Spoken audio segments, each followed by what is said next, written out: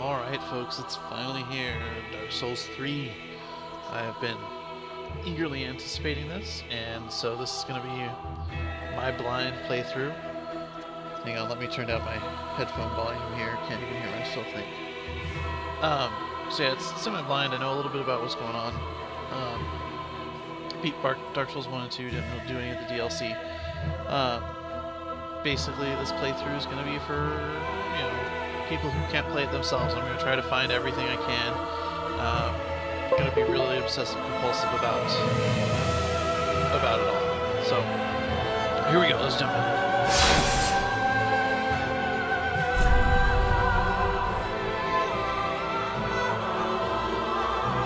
By which I mean, let's read the license agreement and then jump in.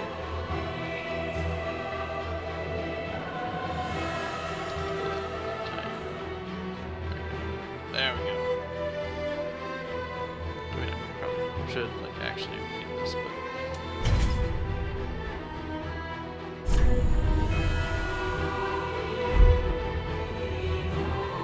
alright, so now let's jump in.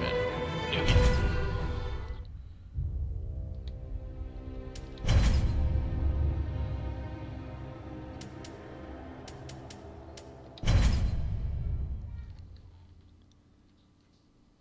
Yes, indeed. It is called Lothric, where the transitory lands of the Lords of Cinder converge.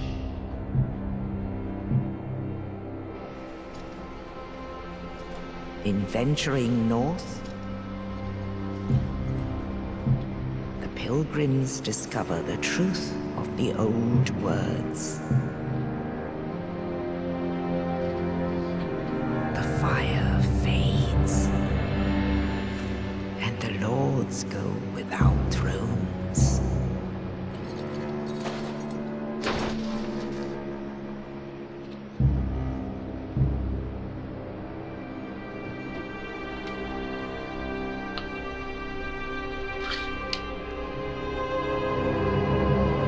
When the link of fire is threatened, the bell tolls, unearthing the old lords of Cinder from their graves.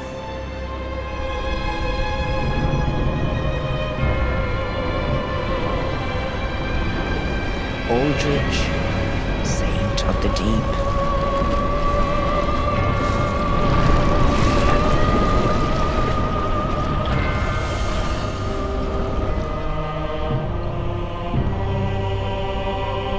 Farron's undead legion, the Abyss Watchers.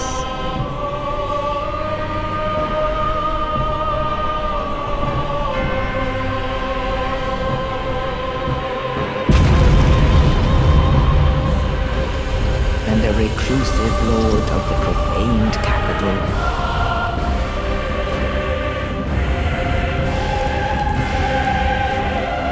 Yon the Giant.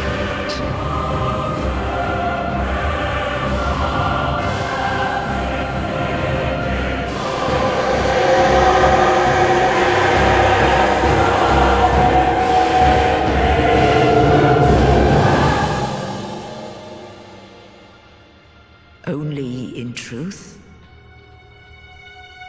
the lords will abandon their thrones.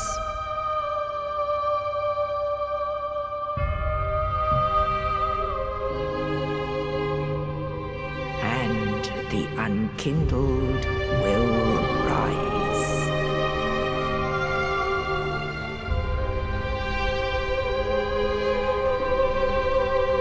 Nameless, accursed undead, unfit even to be cinder.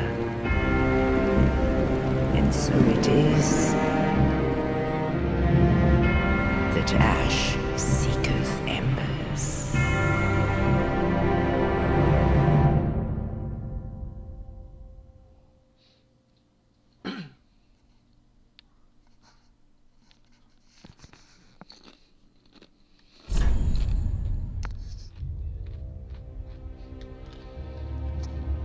Sorry about the crunching there. So, There's so much to say about the cinematic because the thing that really strikes me about it is how it actually. Let's go with a different. One of my other RPG standby names here.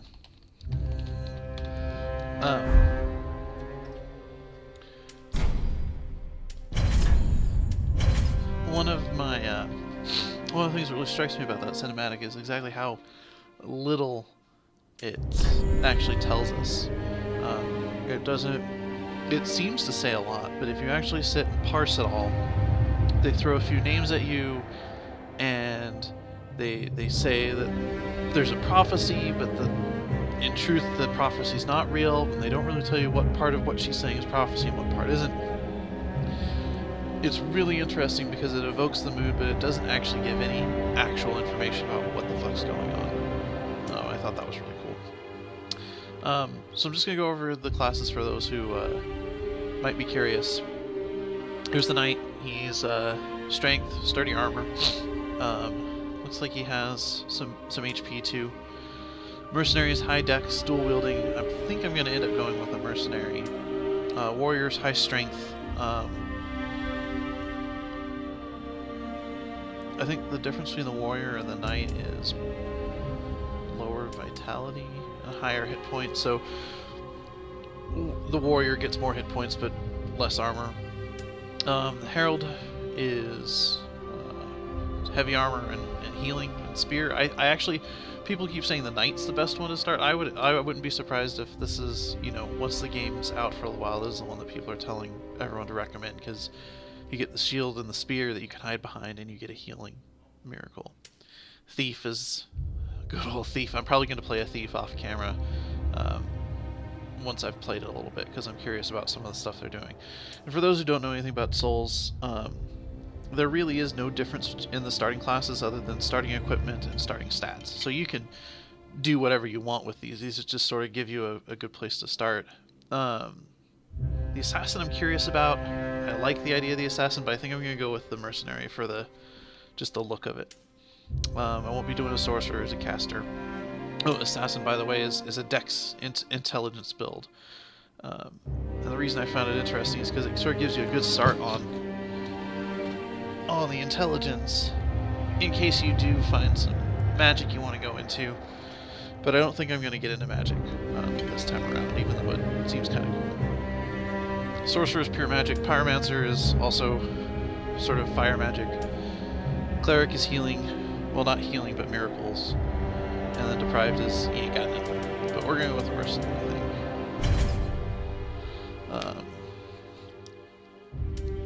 For her burial gift,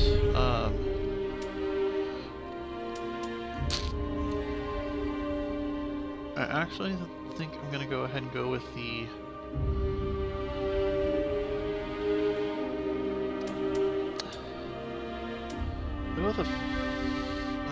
I'll go with the rusted gold coin. And now I just have to remember to use it. Okay, so let's burn through some face presets. That's a good starting one, I think.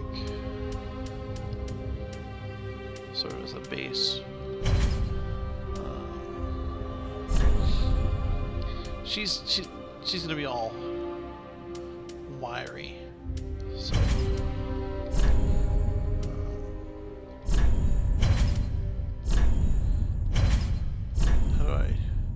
Sample. You'll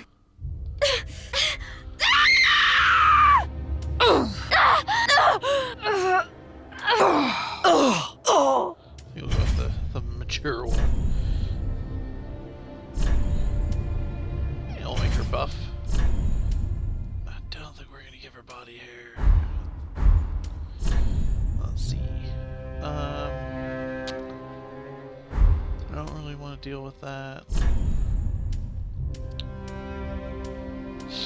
Wow, that was weird. Like the things all look the same. All the squares look the same, but massive changes on the character herself.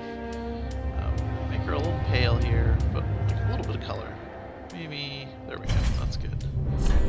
I'm not gonna mess with that stuff.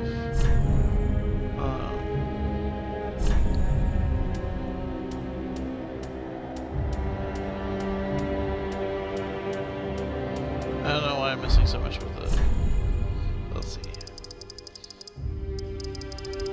She had a tragic life when she was... this is the one that's gonna really mess with you. Like, if we go all the way to the end... Ugh.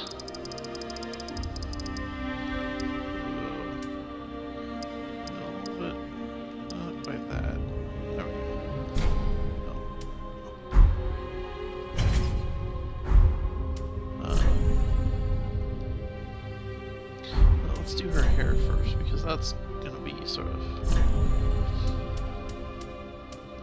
Oh, there's like... See, let's just do this. Maybe go for like an orangish or a dark red work. And then actually use... Ugh.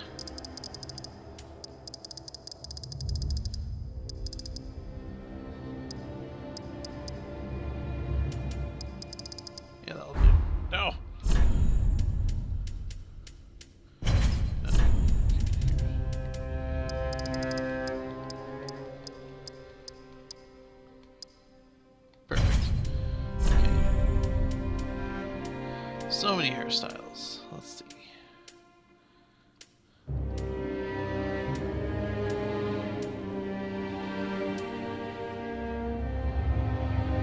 Kind of like that one.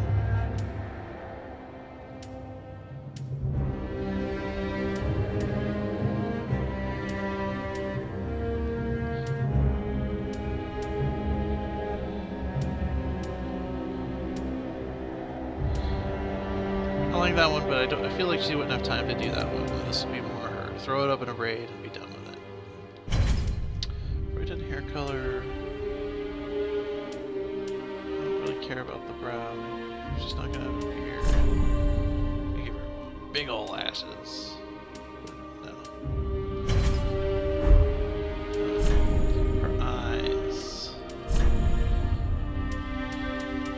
Oh, you're super scary. We'll do this. And let's give her like piercing blue. There we go.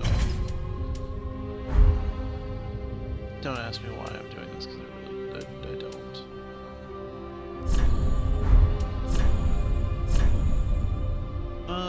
Let's give her sort of a smaller nose.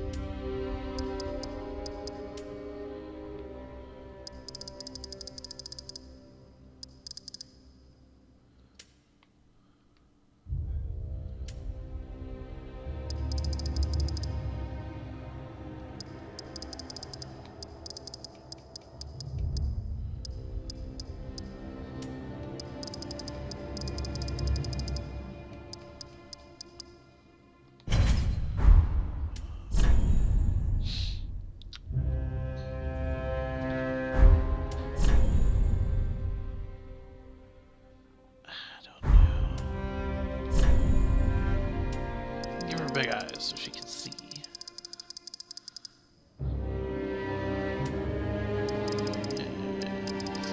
Exotic look, I guess. Actually, she's starting to look an awful lot like Hugo Weaving. Let's discard these changes. You know, let's just run with this.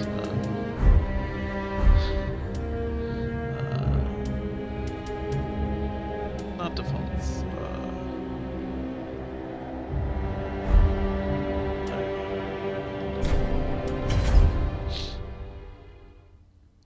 That was a waste of time. Sorry if I crunch. Well, sort of my weird tradition that I have is I get myself snacks whenever I'm doing a new game.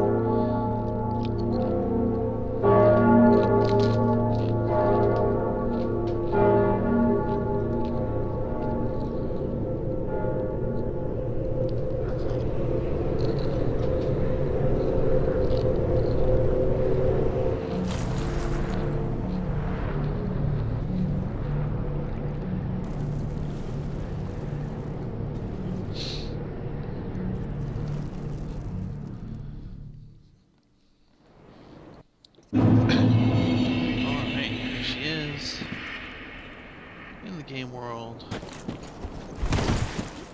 Got a mid-roll there.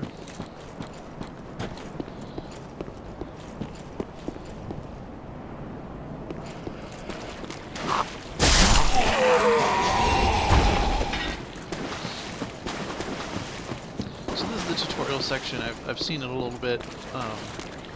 Actually, I've seen it a lot. I have watched probably the first third or so of the game on YouTube, and I've seen the first bit several times. So if I seem to know what I'm doing, that's why. But it's really only this starting area.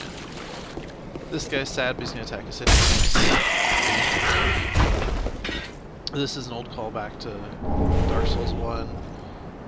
Guy gets us out of jail. And there are a lot of little callbacks and Easter eggs like that. Sneak up on this guy.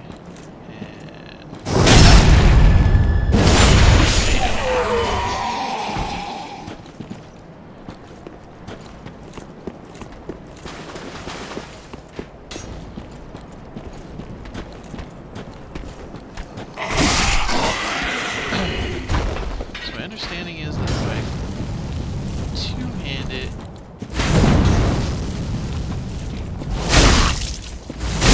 I wonder if that works as a guard feature.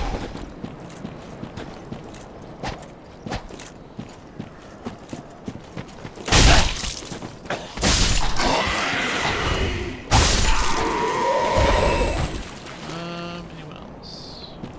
No.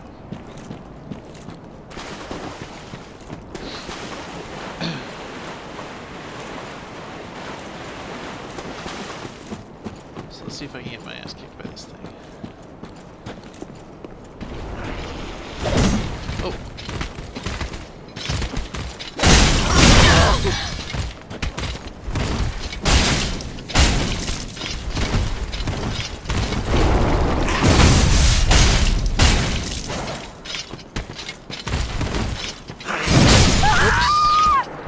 First dead. Back up.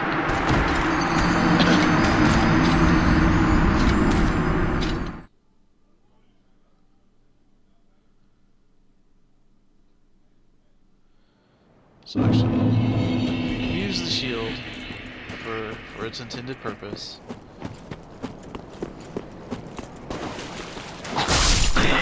Actually, this one did more damage one-handed too. Like these guys, I was able to get with one shot. Oh,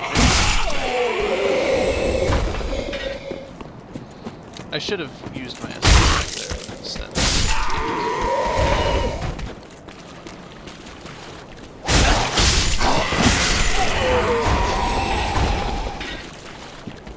Crossbow dude. There he is.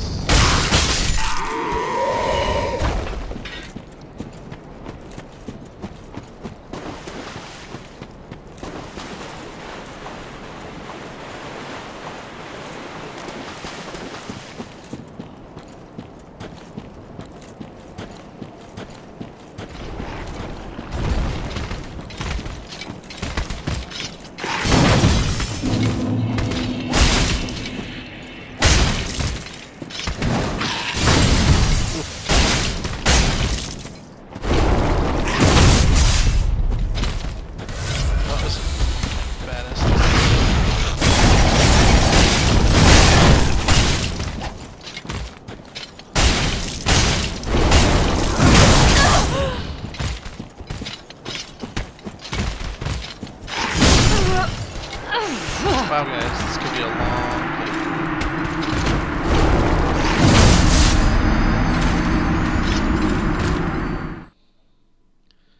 Just gotta get into the rhythm of the new one. Maybe I'll come back to this guy.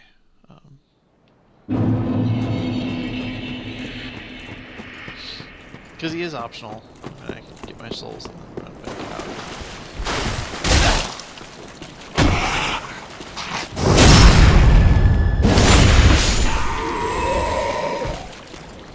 Showing off and just do it.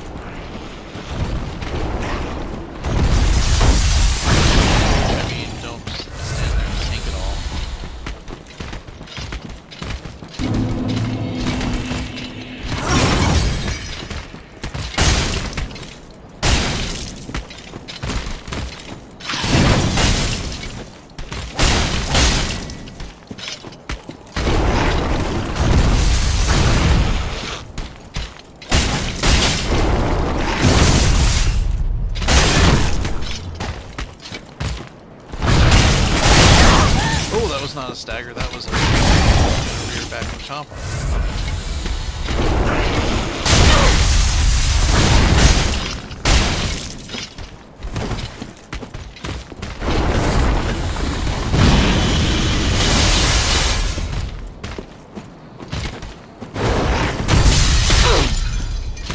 Okay, tactical retreat.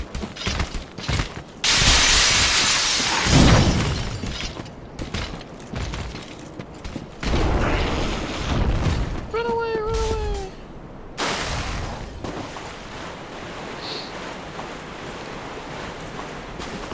With danger reared its ugly head, bravely turned its tail and fled.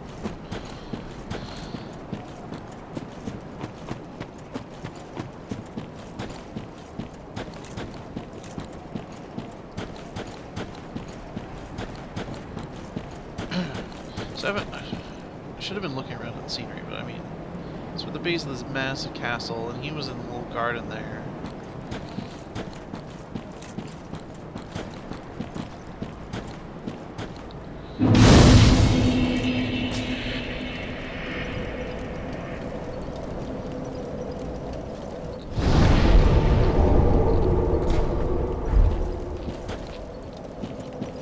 Alright.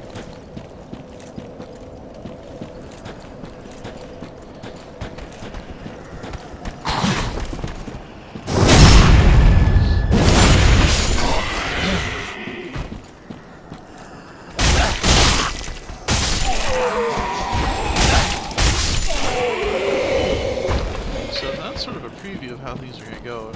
This first boss might be interesting.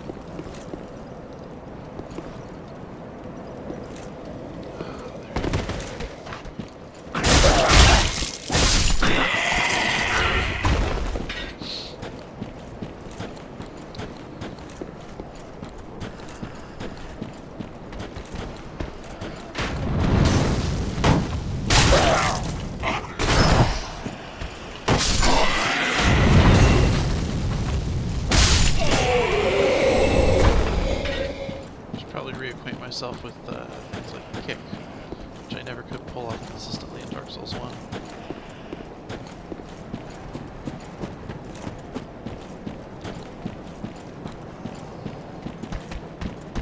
Nope, no sleep. He's too close for us.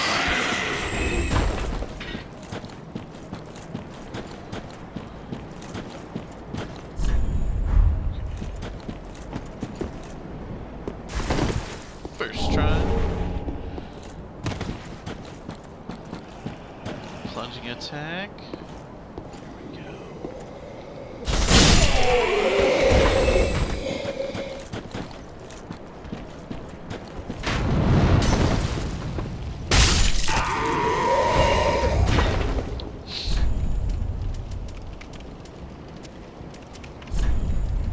Oh, I have 7 rusted coins. I should probably use those a lot then. I don't know if they give me so many. Just in case here.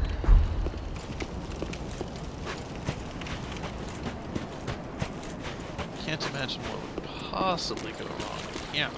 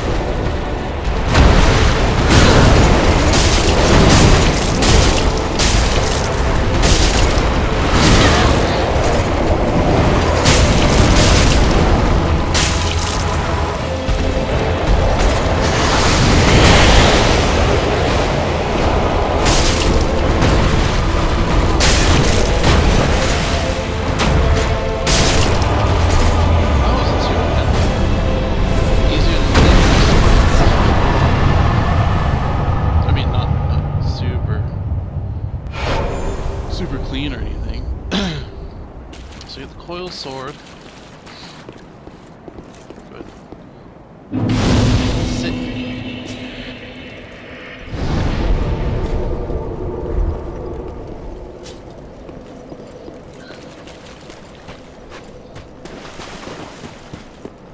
It's time to do big arms.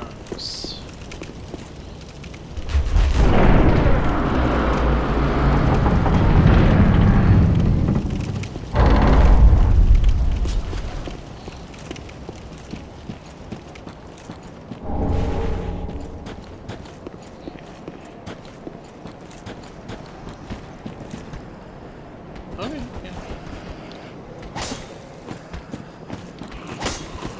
Oh, that's right, I can't kick with this. It's more of that. I wonder if that's why the weapon art is, I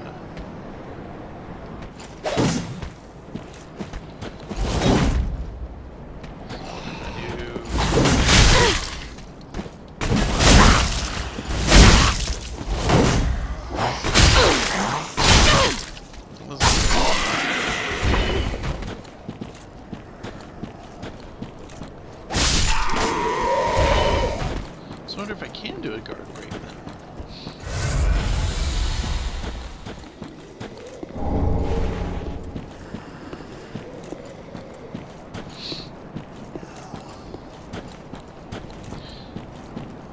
Oh, look at that skybox. Beautiful mountains. I wonder if you can get back there at some point. Probably not. I have a feeling we'll definitely be going up there.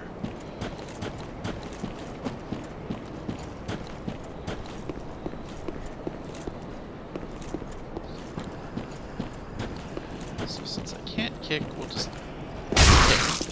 It does the same.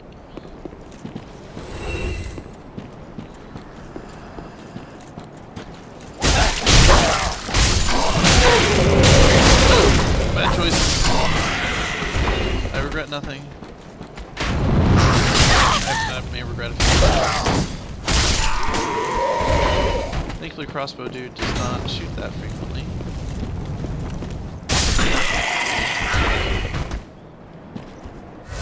I used all my Estus getting from the first boss to the shrine, because I was digging around.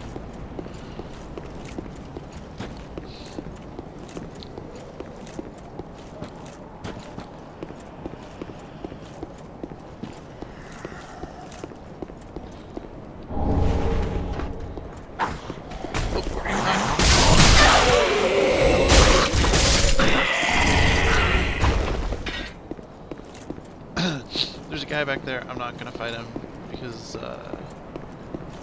if I get the Uchigatana now, I just need to put I won't use anything else. So I kind of want to try the game without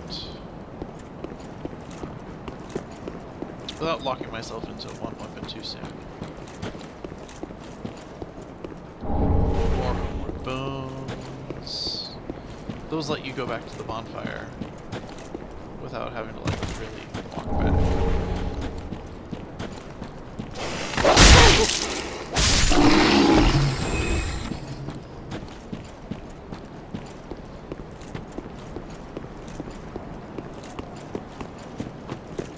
Alright, into Firelink Shrine. Yeah, I'm gonna go exploring first.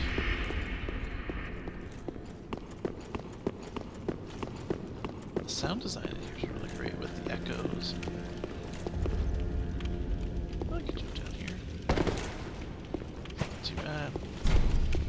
And also, this is interesting. Okay, so here we have a throne, obviously for a lord, but Lothric, whose name we're going to see a few more times, Lothric was not in the opening intro. That's a little weird, I think.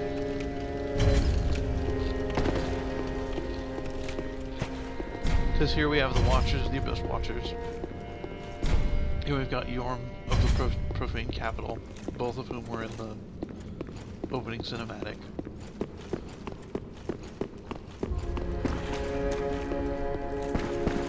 I'm just showing this off for people who are like me and want to check it out.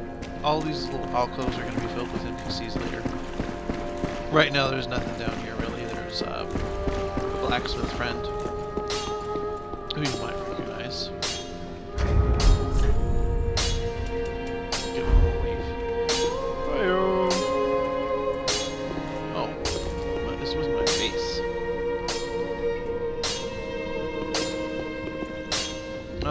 Actually, he can't do Well, something. I, as you're in the toilet, let me, I am a... Sorry, I skipped through all that. I'll try not to do that. First time through.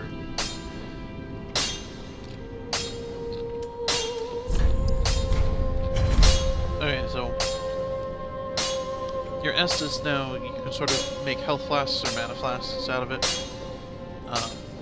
And the total doesn't change. You can just change how much, what the ratio is. He's the one we'll bring Estus shards to get more uses out of our flasks. Weapons and protection are sturdy enough by and large, but when overused, they'll eventually break. When their durability is low, repair becomes a necessity. Use a powder, or simply rest at a bonfire. But should chance impel them break, bring them me. I'll hammer them back into shape. They take no pleasure in breaking, I assure ye. So handle them with care, if you would. So that's Andre. And he's pretty clearly supposed to be Andre from the first game, even though the voice actor is different.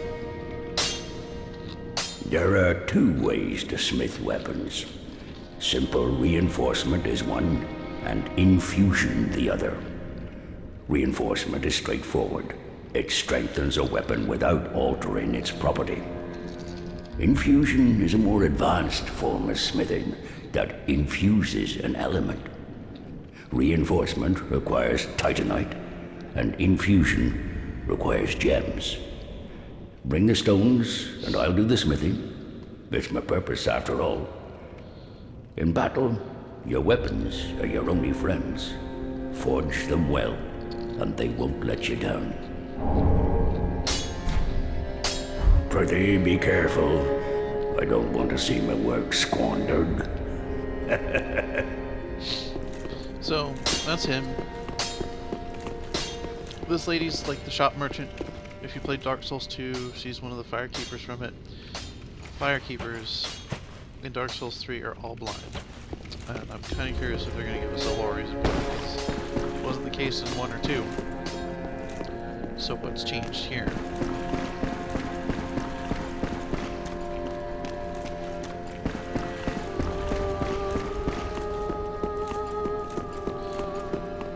Okay, so now we're back at the main entrance. This is where I came in, went up those stairs, went across that balcony and dropped down behind that big throne at the back. We go up here. I'll go ahead and take a sippy.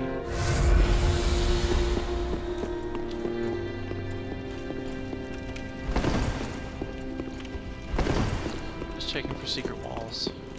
Or secret doors. This gives us a pretty good view. So like down there is where we fought Udex Gunder, and that's where the cemetery is, and then there's this big fuck-off castle. And here's Firelink Shrine. And there's a giant from Dark Souls 2. Gives us a PvP item of some sort, if we need it.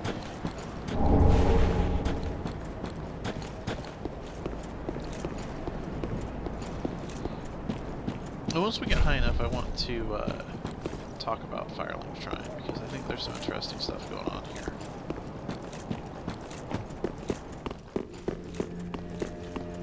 But it's something I can't really point out until I have some elevation. I guess I'll talk to all these guys and get the lore. Well, not from the vendors, but like from this little weirdo. What's this one? This one, who is also not in the opening cinematic. Probably because he's already here. All that unkindled, and a seeker of lords. I am Ludleth of Corland. Look not in bewilderment as I say. I linked the fire long ago, becoming the Lord of Cinder. If substantiation be thy want, set thine eyes upon my charred corpse. This sad cadaver, no need to be coy. Have a closer look.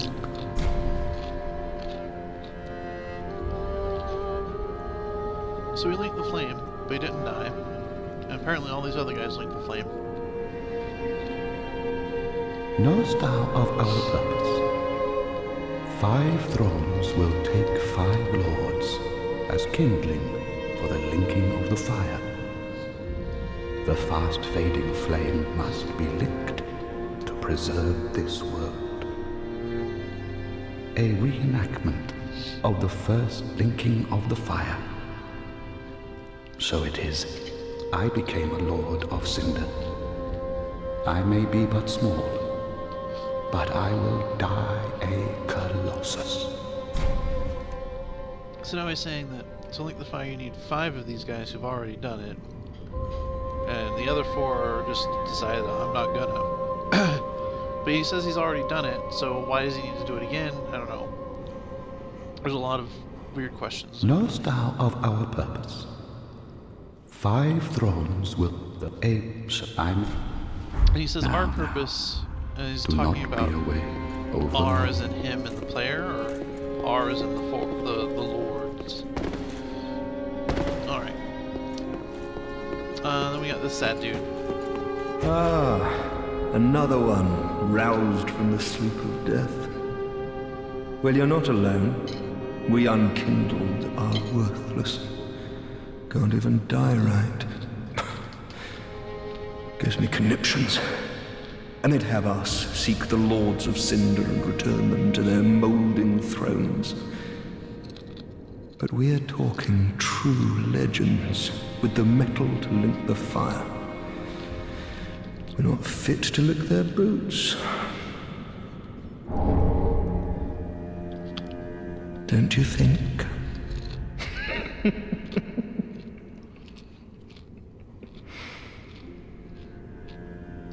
What a sick joke. Asking us to talk.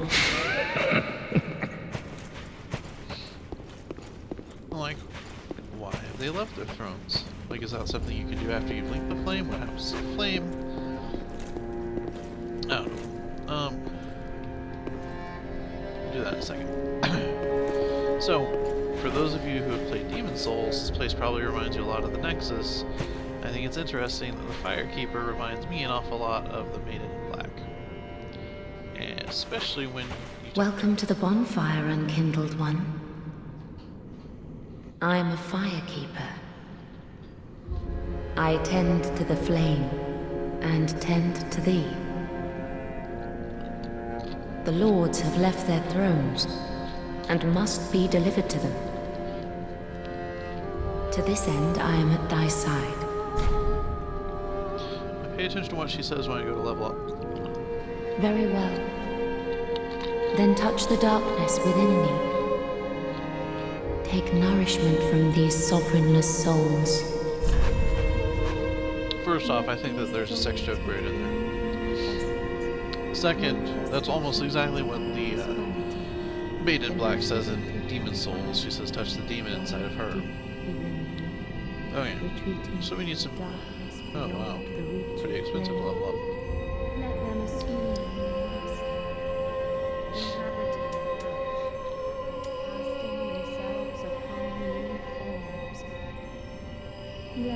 Well, let's get a little bit of HP, I guess. Oh, never mind. We can do a lot more. Okay.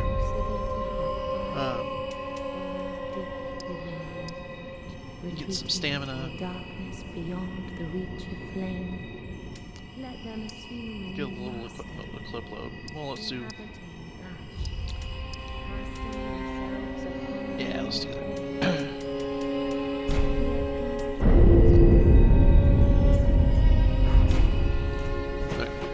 Farewell, Ash produced the mark to Lothric. I'm sorry. I went right through that. Farewell, Ashen One. May the flames guide thee. Ashen One, Produce the coiled sword at the bonfire. The mark of ash will guide thee to the land of the lords. To Lothric, where the homes of the lords converge. Ashen One, to be unkindled is to be a vessel for souls. Sovereignless souls will become thy strength. I will show thee how. Ashen One, bring me souls plucked from their vessels. Farewell. Yep.